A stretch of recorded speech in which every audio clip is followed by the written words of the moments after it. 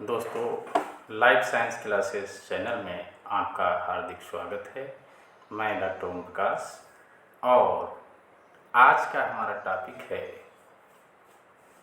Structure, principle and applications of calorimeter.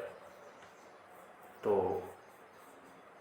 Calorimeter एक ऐसा instrument होता है, ऐसा अपरेटस होता है जो कुछ स्पेसिफिक मॉलिक्यूल्स के कलर्ड सॉल्यूशन और लाइट एनर्जी के बीच परस्पर जो प्रोसेस होती है उसके ऊपर बेस्ड होता है, यानी कि बियर लैम्बर्ट लॉ इस पे फॉलो होता है।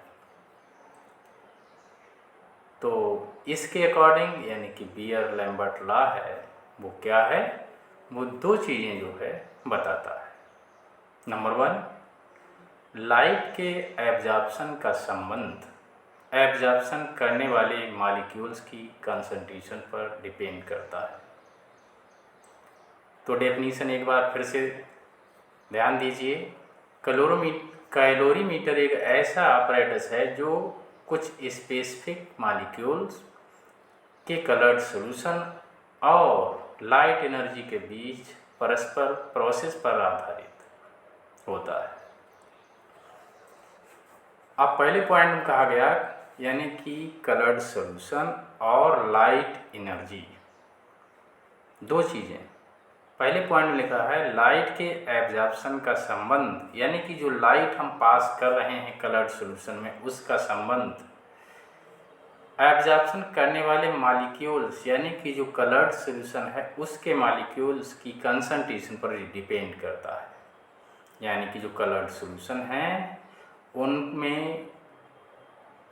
उसमें जो मॉलिक्यूल्स हैं उनकी कंसंट्रेशन ज़्यादा होगी, यानी कि जो सॉल्यूशन ज़्यादा कलर्ड होगा तो जो लाइट बाहर से आ रही है वो भी ज़्यादा एब्जॉर्ब होगी। दूसरे पॉइंट में कहा गया है लाइट का एब्जॉर्प्शन मीडियम में लाइट पैथ की डेप्थ पर भी डिपेंड करता है। यानी कि जो लाइट आ रही है कलर्ड सॉल्यूशन पर पड़ रही है तो वो उसकी इंटेंसिटी क्या है, उसकी डेप्थ क्या है, इस पर भी डिपेंड करता है। तो डियर स्टूडेंट्स, आपको ध्यान रखना है कैलोरीमीटर के बारे में जब भी पूछा जाए तो आपको बताना है कि एक ऐसा अपरेटस है जो सम स्पेसिफिक मॉलिक्यूल्स के कलर्ड सॉल्यूशन और लाइट एनर्जी के बीच जो परस्पर जो प्रोसेस है उसके ऊपर ये बेस्ड होता है। अब ये कैलोरीमीटर बियर लैम्बर्ट लॉ के ऊपर बेस्ड होता है, आधारित होता है। तो इस के अनुसार यानी according to Beer Lambert law OD equal to log I0/I,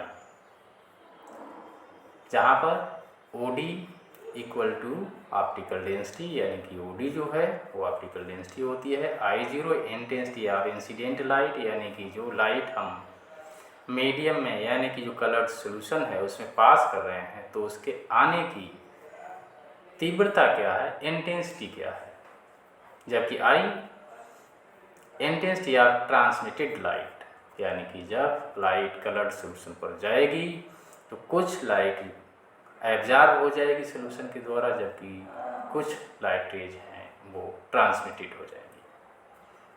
तो ये आपको याद रखना है। उसके बाद में बात करते हैं कैलोरीमीटर के कंपोनेंट्स, यानी कि किन किन चीज़ों से कैलोरीमीटर बना होता है। तो जैसा स्क्रीन पर देख रहे हैं, number 1 source of light, number 2 slits, condenser lens, cuvette, filter and galvanometer. तो लाइट सोर्स है तो इससे लाइट दी जाती है।